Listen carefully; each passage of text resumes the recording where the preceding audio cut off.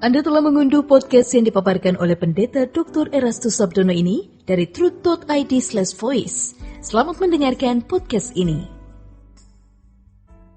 Shalom saudara sekalian, salam sejahtera dalam kasih Tuhan kita Yesus Kristus. Kebenaran hari ini 16 Juni berjudul Teolog yang tidak mengalami perubahan kodrat.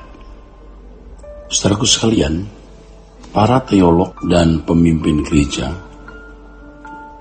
paling bertanggung jawab atas keadaan kekristenan yang telah begitu merosot dan mengalami penyimpangan. Biasanya para teolog dipandang oleh jemaat awam atau umat sebagai perwakilan dari Allah untuk mengajar jemaat dengan memberi penjelasan mengenai siapa Allah dan bagaimana seharusnya menjalani hidup sesuai dengan kehendak Allah. Walau prakteknya banyak teolog hanya mengajarkan pengetahuan tentang Allah atau teologi. Dan itu pun belum tentu menjawab kebutuhan jemaat. Jemaat awam atau umat merasa tidak memiliki akses langsung kepada Allah seperti yang dimiliki para teolog. Ditambah lagi dengan pola keberagamaan pada umumnya yang memandang bahwa tokoh agama adalah mediator antara Allah dan umat, maka umat semakin menaruh harapan dan keyakinan kepada para teolog sebagai mediator dengan Allah. Dari hal ini para teolog memiliki pengaruh yang sangat besar terhadap umat. Kondisi ini memberi peluang atau berpotensi terjadinya dominasi manusia kepada manusia lain. Betapa rusaknya kehidupan iman orang percaya kalau para teolog dan pemimpin gereja tidak mengalami perjumpaan dengan Tuhan dan hidup berjalan dengan Dia. Teolog yang tidak mengalami perjumpaan dengan Allah dan tidak hidup berjalan dengan Dia menyusun doktrin atau sistematika teologi yang tidak mengubah umat, tetapi hanya mengisi pikiran dengan pengetahuan teologi. Mereka sendiri tidak mengalami perubahan kodrat. Bagaimana bisa membangun pemikiran yang berorientasi pada perubahan kodrat? Orang yang tidak mengalami perjumpaan dengan Allah tidak akan pernah mengalami perubahan kodrat sebanyak apapun ilmu teologi yang dimiliki, sebanyak apapun gelar yang disandangnya, dan setinggi apapun jabatan dalam sinode atau kepemimpinan di dalam gereja. Tidak sedikit para teolog yang memahami Allah hanya Allah di atas lembar-lembar halaman buku dan transfer knowledge di seminari atau sekolah tinggi teologi.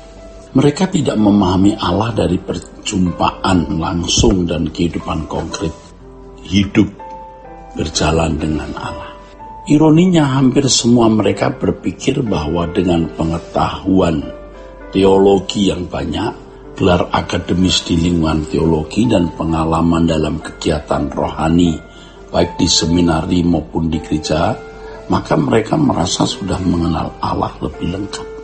Mereka merasa sebagai sumber pengetahuan tentang Allah yang paling bisa dipercaya, paling benar, dan paling sah, saudaraku. Sikap para teolog seperti ini sebenarnya sebuah pelecehan terhadap Allah. Mereka hanya memiliki pengetahuan tentang Allah dari buku dan pendidikan teologi, serta menalar Allah dengan pemahaman yang belum tentu benar, tetapi sudah merasa berhak mewakili Allah dengan memberikan keterangan mengenai Allah. Saudaraku, kita harus tahu bahwa pengetahuan teologi yang dimiliki para teolog bisa menjadi komoditas untuk kehidupan nafkah atau sebagai profesi guna mendapatkan uang, tetapi bukan sebagai dedikasi. Sebab tidak mungkin mereka bisa berdedikasi kepada Allah yang tidak pernah dijumpai secara real dan tidak pernah hidup berjalan dengan Dia. Hal ini bukan bermaksud menyatakan bahwa seorang teolog tidak berak hidup dari panggilannya sebagai pengajar atau pengkhotbah. Tetapi kalau mereka tidak mengalami perjumpaan langsung dengan Allah, sehingga tidak mengalami perubahan kodrat, pasti mereka hidup dalam kewajaran seperti manusia lain yang menjadikan aktivitasnya sebagai profesi guna memperoleh uang atau keuntungan pribadi lainnya. Biasanya para teolog seperti ini cenderung meneliti pengajaran orang lain untuk melakukan kritik, kecaman, tuduhan sampai pada tingkat menghakimi, yaitu menyatakan orang lain atau gereja lain yang tidak sepaham dengan mereka sebagai orang Kristen atau gereja yang sesat atau bidah. Arogansi seperti ini bagi mereka adalah kebanggaan dan nilai diri, di mana melalui tindakan-tindakan tersebut mereka mengaktualisasi diri dan memperoleh nafkahnya. Nafkah di sini bisa berupa uang atau nilai diri. Dengan karakter semacam itu, mereka menjadi kurang menerima orang lain. Sebab menurut mereka orang-orang yang tidak sepaham dengan mereka, adalah sesat dan tidak layak dianggap sebagai saudara di dalam Tuhan. Ya, jadi ini berarti mereka yang tidak sama ajarannya dengan para teolog tersebut seperti anak-anak setan yang tidak perlu dihargai sama sekali. Kalau di abad-abad sebelum kita, orang yang dianggap sesat ini bisa dikutuk, dikucilkan, bahkan bisa dihukum mati, saudara. Biasanya para teolog seperti ini cenderung melakukan apologet terhadap agama lain yang menyerang ajaran Kristen. Bagi mereka tindakan itu sebagai pembelaan terhadap Tuhan. Mereka tidak atau kurang memahami bahwa apologet harus dilakukan dalam pimpinan Roh Kudus dengan cara dan waktu yang Allah kehendaki, bukan suka-suka sendiri.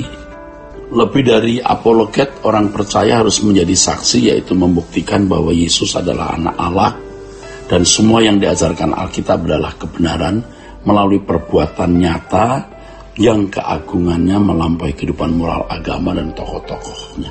Inilah yang dimaksud Yesus, kita menjadi saksi sampai ke ujung bumi. Bukan melalui perdebatan kata, tetapi melalui perbuatan nyata setiap hari, saudara. Kiranya kebenaran ini memberkati kita sekalian. Sola Gracia.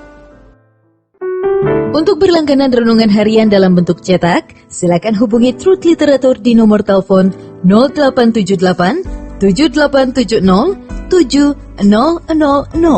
Untuk mendapatkan CD khotbah, MP3 renungan Truth, dan CD album lagu produksi Sola Gracia, Anda dapat menghubungi di hari dan jam kerja di nomor telepon 021 638 60953. Tuhan Yesus memberkati. Sola Gracia.